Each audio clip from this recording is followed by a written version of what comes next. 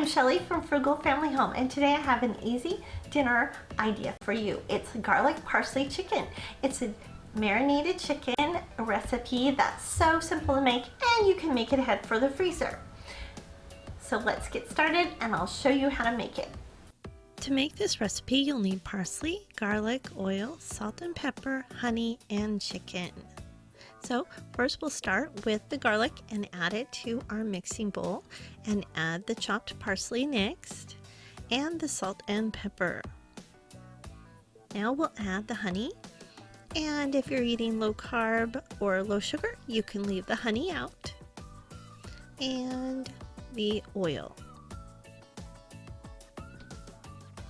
And then we're going to just mix it well to distribute all the ingredients well, and then we will add our marinade to our zipper bag.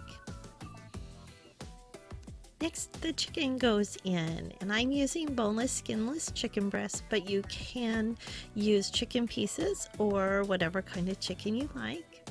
We're gonna fold the bag over and zip it part way. We're going to squeeze as much air out as we can and zip it up.